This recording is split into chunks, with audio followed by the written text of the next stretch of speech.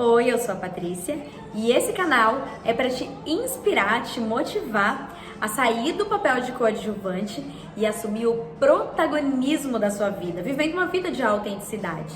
Então, esse canal é para você que quer se tornar a pessoa mais inspiradora, mais interessante que você conhece. Hoje eu trouxe uma fábula, uma historinha que eu gosto muito, que é para elucidar muito bem a ideia desse canal, que diz basicamente o seguinte: existia um homem que saiu para caminhar, para dar uma volta na natureza, para contemplar a natureza, e se deparou com uma árvore, e nessa árvore tinha um casulo.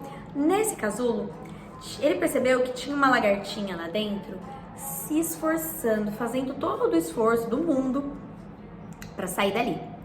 E aí ele achou muito interessante, porque ele nunca tinha visto esse fenômeno, né, da lagarta virando borboleta. Então ele parou e ficou ali horas aquele dia pra ver, sabe? Tipo quando a pessoa vai assistir um eclipse, né? Um fenômeno da natureza. Ele pegou um banquinho e falou: eu quero acompanhar isso daqui que tá acontecendo. Então ele sentou ali e ficou esperando. Aí ele viu que em um momento a lagartinha fez um buraquinho no casulo. Aí ele falou: acho que vai acontecer agora. E aí ele viu que ela fez aquele buraquinho, se esforçou um pouquinho e cansou. Só que aí ficou um tempo assim sem se mexer lá dentro. O casulo ficou sem movimento. Aí ele falou assim: ué, será que eu ajudo? Porque eu também só observando de fora, parece que também eu tô sendo inútil aqui, né? Então ele voltou, foi lá na casa dele, pegou uma tesoura, falou: vou só dar uma forcinha. Aí pegou a tesoura, cortou o casulo. No que ele cortou o casulo, a borboletinha caiu, né? A lagarta, que tava já quase virando uma borboleta, ela caiu no chão. E aí, no que ela caiu no chão, ele percebeu que as asas dela estavam bem murchinhas e não tinham se desenvolvido. Tava como se fosse assim, atrofiada. E ela passou o resto da vida dela rastejando. Então, qual é a moral da história, né? O que essa história ela traz? Eu vejo por duas perspectivas: a da borboleta e a do rapaz. Então, a da borboleta é a seguinte: que todos nós, na vida, enquanto a gente está aqui na Terra, nós vamos precisar passar por determinados processos desafiantes na nossa vida. São os altos e baixos, né? A luz e a sombra que todos os seres humanos precisam passar para que a gente possa aprimorar o nosso espírito, né? A gente está aqui na Terra para isso, a gente está aqui na Terra para aprimorar, para dar cor, né, para as nossas asas, né, de borboleta. Então, a gente precisa passar por determinados processos, porque eles são os responsáveis para a gente se tornar sempre uma versão cada vez mais atualizada, né, melhorada, como se fosse o iPhone que vai atualizando no decorrer dos anos. A mesma coisa acontece nesse processo. Então, a gente precisa cortar, né, a pontinha do cabelo para ele nascer com mais força. O solo precisa ser arado muitas vezes para ficar fértil, né, quando você for plantar alguma coisa. A mesma coisa quando você a sua plantinha precisa de força para crescer, você precisa dar uma podada ali. Então a vida funciona dessa forma. Em muitos momentos a gente precisa passar por situações desafiantes para aprimorar o nosso espírito.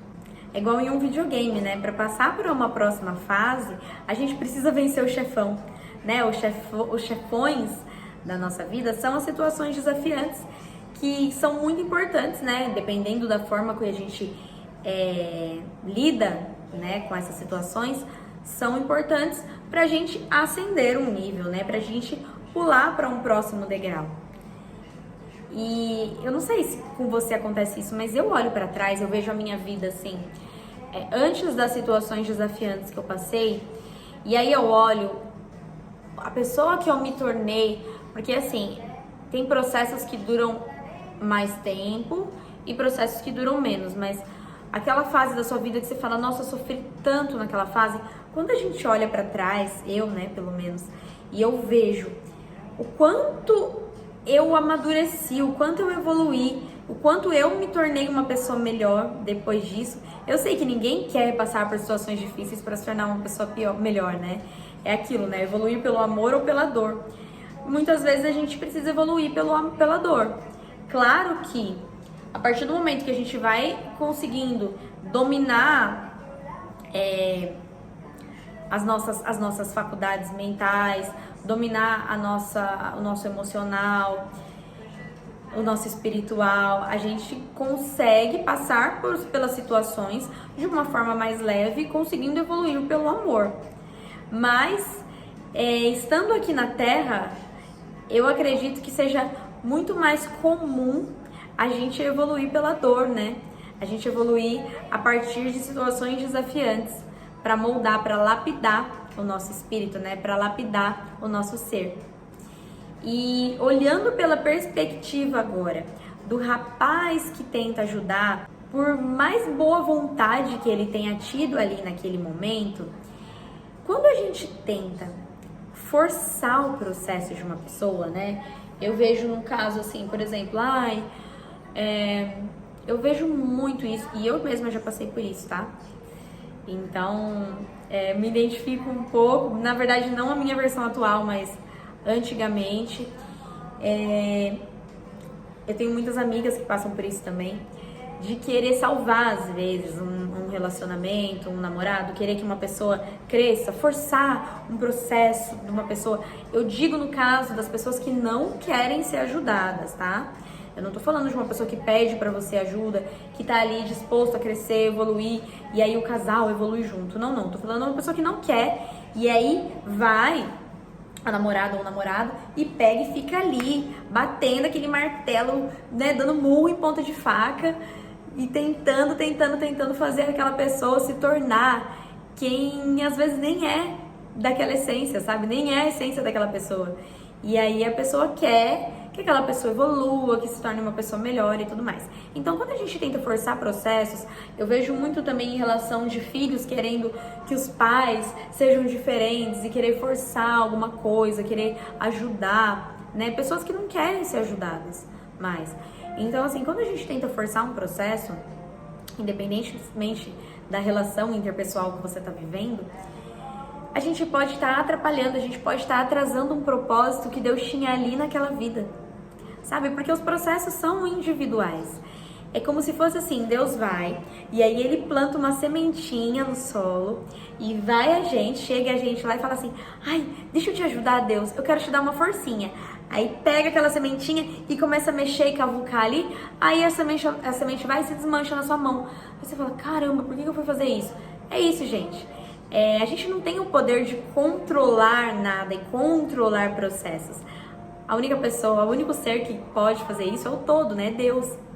Então, eu vejo muito por essa perspectiva também, a do homem, né? Que por mais gentil, às vezes, que a gente possa ser, a gente pode acabar atrasando o processo de alguém.